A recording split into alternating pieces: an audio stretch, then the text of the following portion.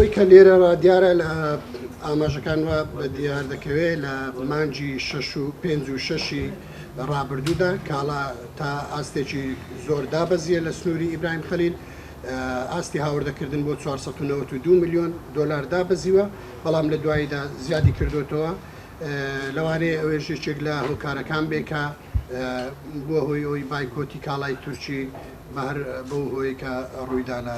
وڵاتی تورکیادا ئەو وڵاتانەی کە ئێمە کاڵای لێ هاوردە دەکەین نزیکەی بە 96 وڵات دەبن بۆ ساڵی 2019 و کۆی گشتی ئەو کاڵایی کە هاوردە کراوە لە نۆمانجی ڕابردوو لە 2019دا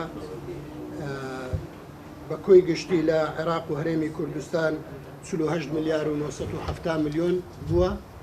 لە نۆمانجی ڕابردوودا جگە لە هەندێک وڵات و وڵاتی تورکیا و ئێران کە ئاماری مانجی 10 و 11شی تێدایە بە بەراورد لەگەر ساڵی ڕابردوو ساڵی 2018 نزیک بە 4 میلیارد هاوردە زیادی کردووە لە هەموو عێراقدا ئەوەی کە دەمەوێت لێرە ئیشارەی پێ بکەم ئەوەیە کە ئەو هاوردەکردنە ئەو مەبلغی کە ئێستا دەیخەمە ڕوو 48 میلیار و 970 میلیۆن ئەوە جگە لە هاوردەکردنی کاڵای خەدەما خزمەتگوزاری وەکو کارەبا و گاز کە لە وڵاتی ئێران بە بڕی 2 میلیار و نیو کاڵا هاوردەکرا لە وڵاتی ئێران ئەوەی کە جێگای زۆر سرنجە دەمەوێت ئیشارەی پێ بکەم لێرەدا لە نێوان 2018 و 2019 2018 بڕی 45 میلیار و 567 میلیۆن بووە 2019 48 میلیار و 970 میلیۆن بووە لە هەموو عێراق بەڵام لە هەرێمی کوردستان ساڵی 2018 هاوردەکردنی کاڵا 26 میلیار و 881 میلیۆن بووە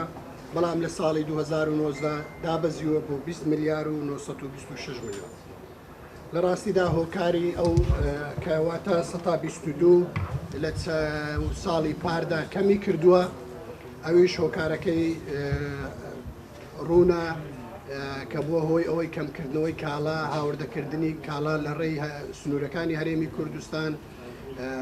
لە ساڵی مابینی 2018 بۆ 2019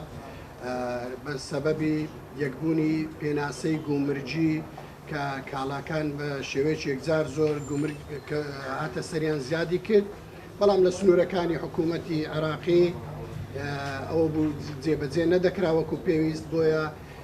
لەو نۆمانجی ڕابردووی 2019 زۆر کاریگەری هەبوو لەسەر سنوورەکانی ئێمە